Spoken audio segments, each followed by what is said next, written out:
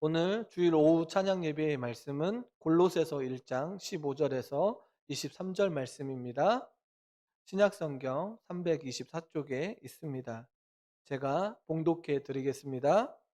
그는 보이지 아니하는 하나님의 형상이시요 모든 피조물보다 먼저 나신 이시니 만물이 그에게서 창조되되 하늘과 땅에서 보이는 것들과 보이지 않는 것들과 혹은 왕권들이나 주권들이나 통치자들이나 권세들이나 만물이 다 그로 말미암고 그를 위하여 창조되었고 또한 그가 만물보다 먼저 계시고 만물이 그 안에 함께 섰느니라.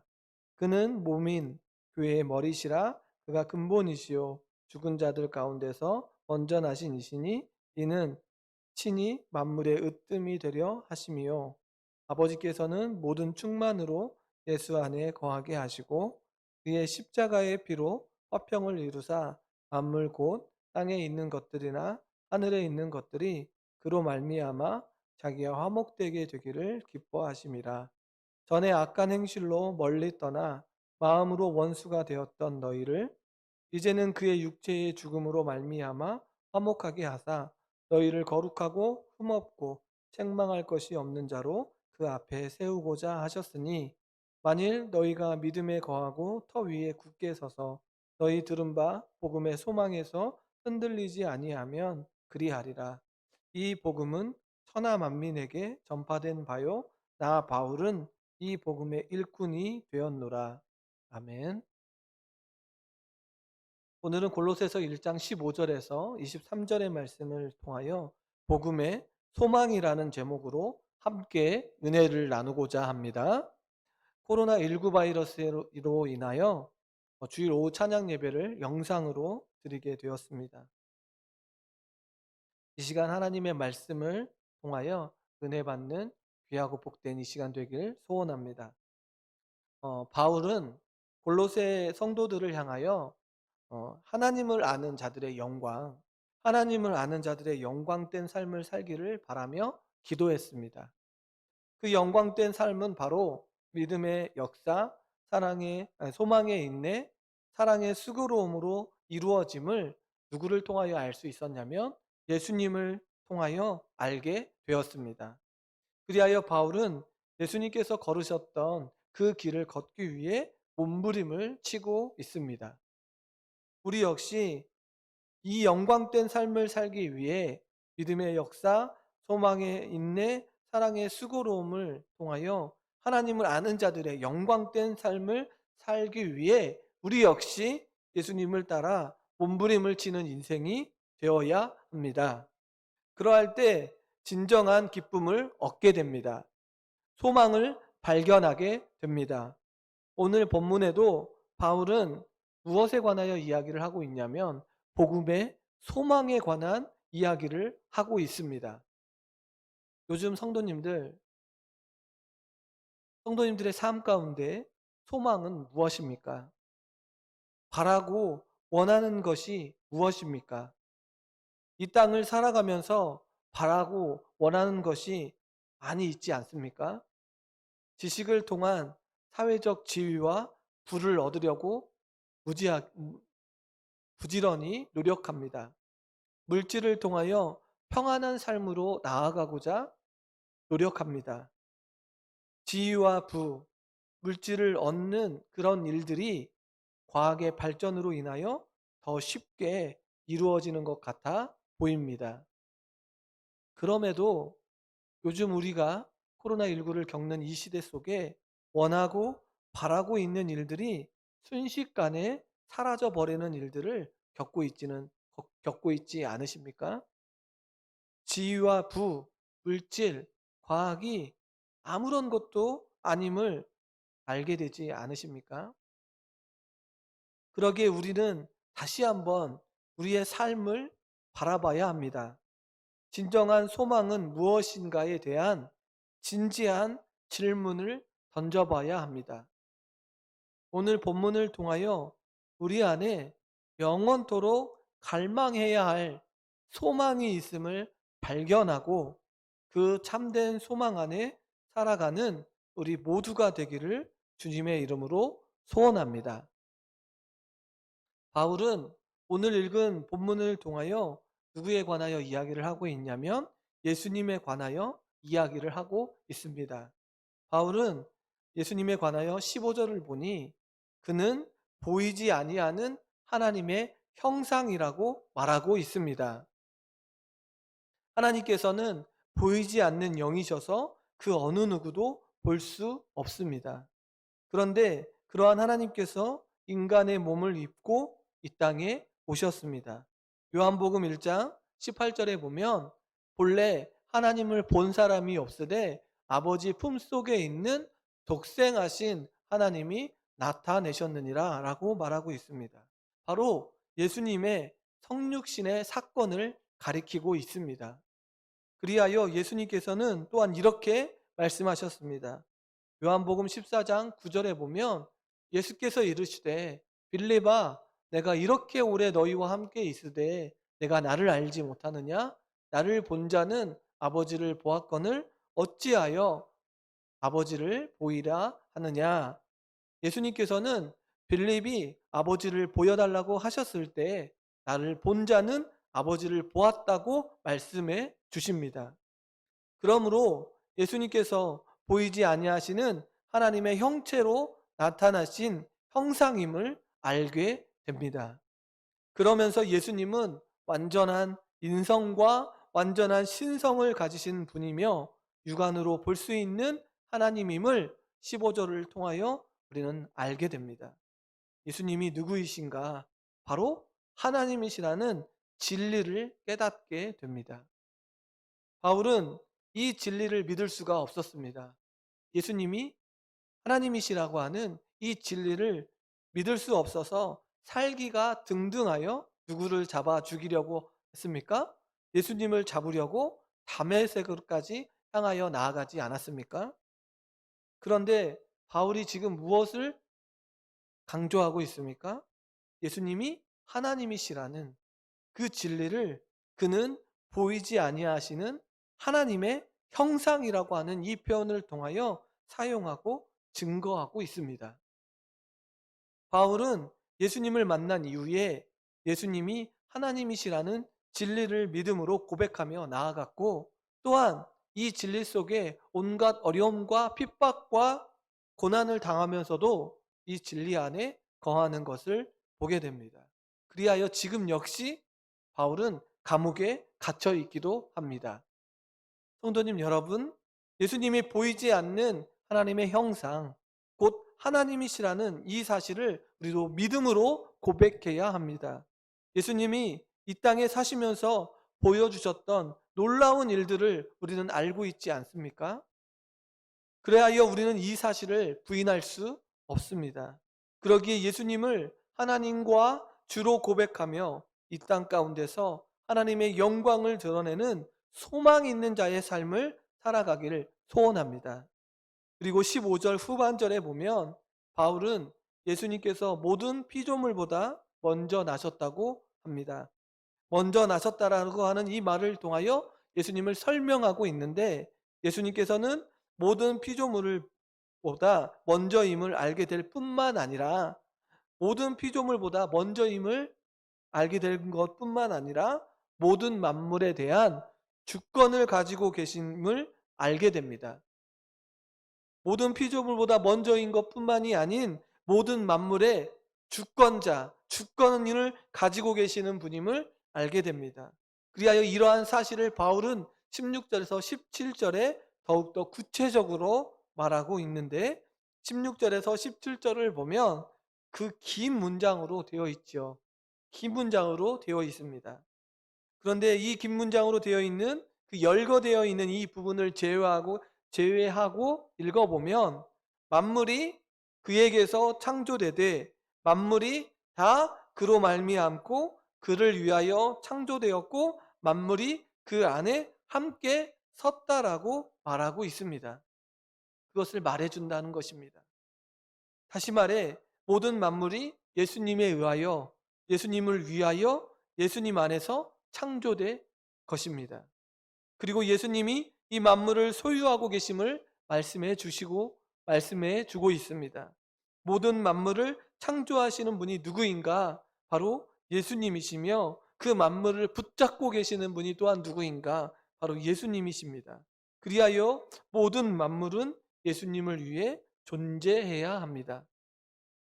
이러한 사실을 통하여 바울은 천사 숭배에 빠져 있는 골로새 성도들을 향하여 천사들 역시 예수님의 피조물이며 오직 예수님만 우리의 경배의 대상이 되어야 함을 강조하고 있습니다. 이러하듯 바울은 모든 만물이 예수님을 위해 창조되었다면 골로새 성도들 너희들 역시 누구를 위해 살아야 한다는 말입니까? 예수님을 위해 살아야 함을 전해주고 있습니다. 바울은 이제 18절에서 예수님이 교회의 머리이심을 말해주고 있습니다. 이 말은 골로새 교회 안에 많은 이단들을 향하여 선포하고 있습니다. 이 여러 이단들이 자신이 교회의 머리가 된다고 주장하고 있는데 바울은 예수님만이 교회의 머리가 되시고 성도는 교회의 지체임을 말해줍니다. 그러면서 그 이유에 대하여 예수님이 무엇라고 말하고 있습니까? 근본이라고 말해줍니다. 우리가 앞에서 이야기했듯이 이 말은 예수님께서는 모든 만물의 주관자이신 창조주이심을 보여줍니다. 또한 예수님께서는 죽은 자들 가운데서 먼저 나신 분이시며 천하 만물의 으뜸이라고 선언하고 있습니다. 이 말은 예수님께서 모든 만물의 창조자가 되신 것처럼 죽음 가운데서 썩지 않는 육체로 부활하셔서 신령한 몸으로 부활의 첫 열매가 되심을 말해줍니다. 고린도전서 15장 20절을 보면 이제 그리스도께서 죽은 자 가운데서 다시 살아 잠자는 자들의 첫 열매가 되셨도다 라고 말하고 있습니다. 예수님보다 먼저 부활했던 나사로가 있지 않았습니까? 그 나사로는 다시 썩을 육체로 부활한 것이지만 신령한 몸으로 부활의 첫 열매가 되신 예수님과는 비교할 수가 없습니다. 예수님께서는 육신을 입으시고 자신을 비우시며 만물의 창조자이신 예수님께서 죽으셨을 뿐만 아니라 사망의 권세를 이기시고 부활하심으로 말미암아 만물의 으뜸이 되셨습니다. 그리하여 하나님 아버지에 의하여 가장 높은 자리에 올리워지셨습니다. 빌립보서 2장 9절에 보면 이러므로 하나님이 그를 지극히 높여 모든 이름 위에 뛰어난 이름을 주셨다고 말하고 있습니다. 가장 높은 자리에 올라서셨습니다. 그리고 모든 이름 위에 뛰어난 이름을 주셨을 뿐만 아니라 하늘에 있는 자들과 땅에 있는 자들과 땅 아래에 있는 모든 자들로 인하여 예수님의 이름에 무릎을 꿇게 하셨습니다. 그리고 오늘 본문 19절을 보면 아버지께서는 모든 충만으로 예수 안에 거하게 하셨습니다. 바울은 지금 예수님에 관하여 하나님이신 예수님께서 모든 만물의 주관자이심을 선포하고 있습니다. 그리고 만물의 으뜸이 되셨음을 무엇을 통하여? 예수님의 부활하심을 통하여 말해주고 있고 그리하여 모든 충만이 예수님 안에 거하게 됨을 선포하고 있습니다. 그러기에 바울은 골로새 성도들아 철학과 거짓 속임수에 넘어가지 말고 하나님과 화목하게 하신 예수님을 누구로? 구주로 시인하고 하나님께 영광 돌려드리기를 권면하고 있습니다. 그러면서 20절에 보면 바울은 골로새 성도들에게 예수님께서 창조주이시며 만물의 으뜸이 되신 분께서 그분께서 이 땅에 하나님과 인간을 화목하게 하시기 위해 오신 분이심을 말해주고 있습니다. 골로새서 1장 20절에 보면 그의 십자가의 피로 화평을 이루사 만물 곧 땅에 있는 것들이나 하늘에 있는 것들이 그로 말미암아 자기와 화목하게 되기를 뭐라고요? 기뻐하셨다라고 기뻐하심이라고 말하고 있습니다. 하나님께서는 예수님의 십자가의 피로 화평을 이루셔서 만물이 예수님으로 말미암아 하나님과 화목해 하심을 기뻐하셨다고 말하고 있습니다. 아담의 불순종으로 인하여 하나님의 원수가 되었던 세상이 예수님께서 십자가에 순종하심으로 말미암아 하나님과 화평하게 된 것입니다. 이 일은 그냥 주어진 것이 아님을 우리는 기억해야 합니다. 우리는 앞에서 예수님께서 바로 하나님이심을 알게 되었는데, 예수님께서 이 일을 감당하시기 위하여 친히 이 땅에 내려오시고 흠이 없으신 자기의 몸을 십자가에 찢어 그 피로 인하여 죄사함을 얻게 하셨습니다. 이 땅에 죄가 들어와 모든 세상이 사망으로 나아갈 수밖에 없었기 때문에 예수님께서 친히 이 땅에 내려오셔서 이 일을 감당해 주셨습니다. 로마서 6장 23절에 보면 죄의 삭은 사망임을 선언하고 있습니다. 죄가 들어와 모든 세상이 사망으로 나아갈 수밖에 없게 되었습니다. 이 문제를 해결하기 위하여 예수님이신 예수님께서 친히 이 땅에 내려오셨습니다. 그리고 이 사망에 관하여 막을 수 있는 유일한 방법이 무엇입니까? 피 흘림이었습니다. 히브리서 9장 22절에 보면 피 흘림이 없은즉 사함도 없다라고 말하고 있습니다. 구약 시대에 수없이 흘려지고 뿌려졌던 양과 송아지의 피는 불완전합니다. 그러나 예수님께서 십자가에 뿌리신 피는 영원하고도 완전한 효력을 발휘하여 죄사함 및 하나님과의 화목을 위하여 더 이상의 것이 필요 없게 되었음을 말해주고 있습니다. 하나님께서는 예수님의 보혈의 피로 인하여 하나님과 화목할 수 있게 되었고, 하나님께서는 그 일을 기뻐하십니다. 이 일을 통하여 하나님께서는 범죄한 인류와 화목해 되는 것이 하나님의 간절한 소망이요 기쁨임을 바울은 말해주고 있습니다. 하나님의 기쁨이 모든 인류가 구원받아 하나님의 자녀로 살아가는 것, 하나님을 기쁘시게 하는 일이 바로 이 일임을 우리는 기억해야 합니다. 그리하여 21절에서 22절에 보면 골로새 성도들을 무엇라고 말하고 있었습니까? 전에 악한 행실로 멀리 떠나 마음으로 원수가 되었던 자라고 말하고 있습니다. 골로새 성도들이 예수님을 알기 전에는 어떤 자였습니까? 하나님과 원수였지만 예수님의 십자가의 사건을 통하여 예수님을 죽음으로 인하여 무엇이 되었습니까? 하나님의 자녀가 되었습니다. 그러면서 화목된 성도들이 어떻게 되기를 원하고 있냐면 흠이 없고 책망할 것이 없는 자로 누구 앞에요? 우리가 살펴본 것처럼 하나님 앞에 하나님 앞에 세우시기를 원하고 계십니다.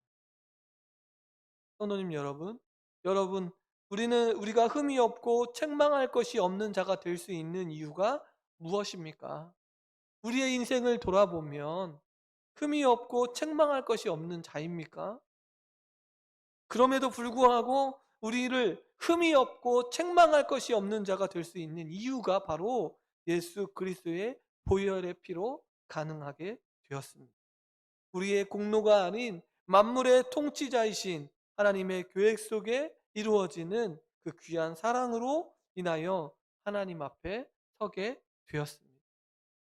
절대로 하나님 앞에 설 수 없는 죄인된 우리의 모습이 예수 그리스도의 보혈의 십자가의 은혜로 하나님 앞에 서는 그 크시고 놀라우신 그 사랑으로 하나님의 사랑으로 인하여 주어졌다는 것을 기억해야 합니다.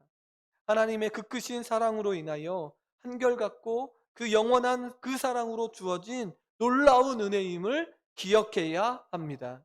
하나님의 사랑을 확증해 주셨습니다. 로마서 5장 8절에 보면 우리가 아직 죄인 되었을 때에 그리스도께서 우리를 위하여 죽으심으로 하나님께서 우리에 대한 자기의 사랑을 확증해 주셨습니다. 마지막으로 바울은 예수님 안에서 화목하게 되며 흠이 없고 책망할 것이 없는 자로 세워짐은 어떻게 해요? 믿음 안에 계속 거하고 그 터 위에 굳게 서야 함을 골로새 성도들에게 전하고 있습니다.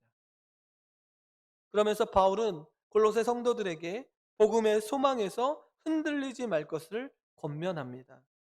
당시 많은 이단들의 가르침으로 인하여 복음에 대한 소망이 흔들렸을 그 골로새 성도들에게 확실하게 예수님이 누구이신지를 전하며 이 복음에 대한 소망이 흔들리지 말 것을 권면하고 있습니다.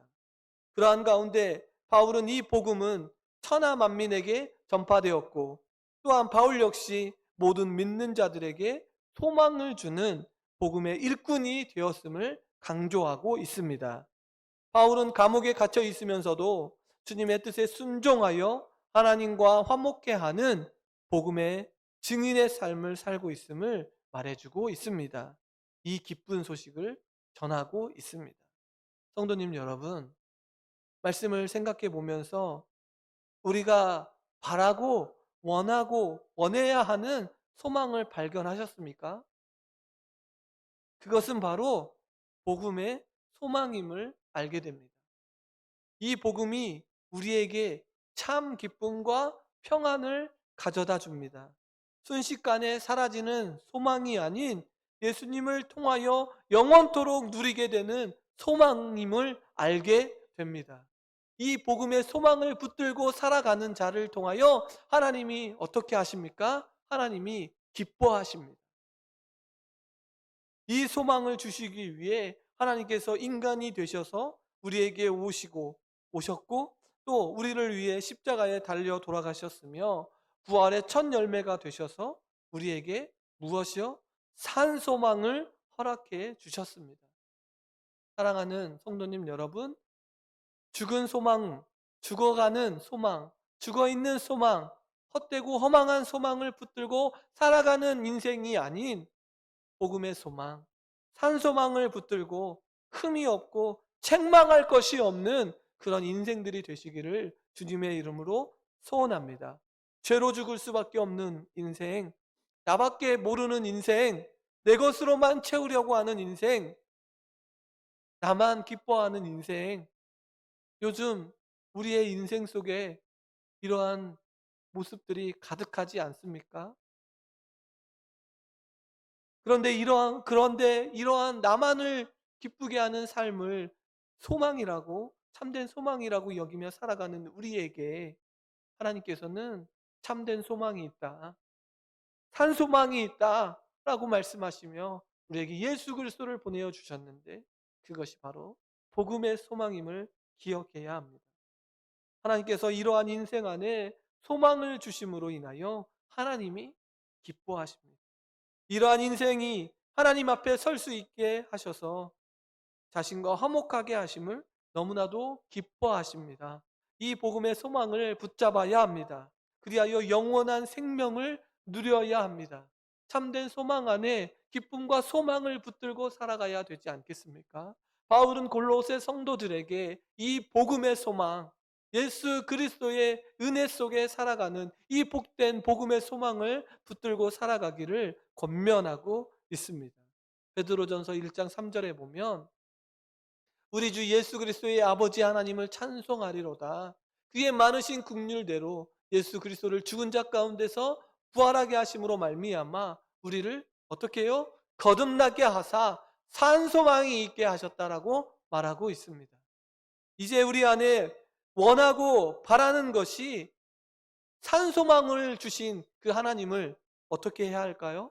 찬송하며 나아가는 그런 삶이 되어야 합니다. 우리가 원하고 바라는 일은 무엇이어야 됩니까?